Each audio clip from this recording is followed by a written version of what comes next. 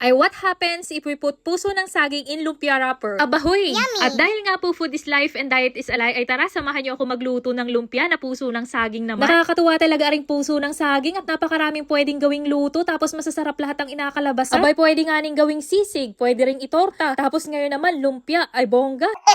Abay, tamang-tama nga ni at napakamahal ng gulay ngayon, kaya naman aring puso ng saging ang agawin nating lumpia. Gumamit lang ako dyan ng 2 puso ng saging, isang maliit at isang medyo malaki. Hiniwa-hiwa ko lang nga niya ng maliliit, tapos ibinabad ko na din sa tubig na may suka at asin. Kailangan talaga inababad muna ari sa ganun para hindi mangitim at saka matanggal yung dagta niya. Naglagay din nga ni pala ako dyan ng maliit na repolyo. Hiniwa-hiwa ko din lang yan sa maliliit na piraso. Abay, sobrang sakit talaga sa bulsa ng presyo ng repolyo ngayon. Yung medyo malaki-laki nga ni ay halos 100 piso na. Pagkatapos ko nga ni hiwain na ring repolyo ay sinunod ko naman na ring karot. Ginadgad ko lang nga ni pala ari para mas mabilis at saka para mas pino. Pagkatapos ay agad ko namang sinimulang hiwain na ring sibuyas at bawang. Hiniwa ko din lang nga ni pala yung mga yan sa maliliit na piraso lamang. Pagkatapos nga ni agad ako nagpadalit ng apoy dyan sa uling. At alutuin ko muna rin mga gulay bago ko ibalot sa lumpia wrapper. Habang inaantay ko namang magbaga yung ginatong ko na apoy, piniga ko naman ng bonggang-bongga rin ginayat ko ng mga puso ng saging. Yun nga ni ay para masigurado kong tanggal yung mga dagta niya. Noong nagapoy na nga ay nagsalang na agad ako ng kawali dyan at naglagay na rin ako ng mantika. Tapos sinimulan ko ng igisaring bawang at saka sibuyas. Inuuna ko pala nga ning ilagay yung gulay na puso ng saging din. Hinalo-halo ko lang yan para maging buhaghag ulit. Tapos saka ko naman inilagay aring gulay na repolyo. Pagkatapos ay inilagay ko na rin aring gulay na karot. Naglagay din nga ni pala ako dyan ng kakarampot na Knorr cube. Tapos liquid seasoning. Naglagay na rin ako ng asin at saka paminta. Naglagay din ako dyan ng konting tubig para panluto lamang din sa gulay at nang hindi siya masunog. Pagkatapos ay agad ko na rin isinunod aring 3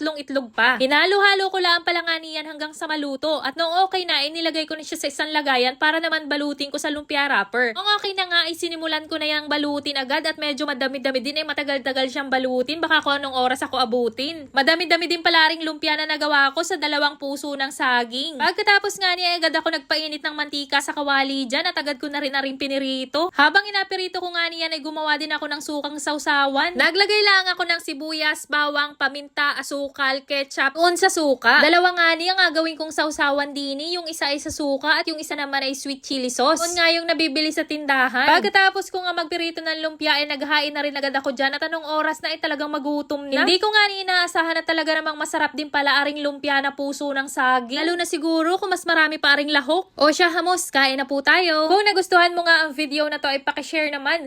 Like and follow mo na din ang page para sa mas nakakatakam pa nating mga luto. Salamat!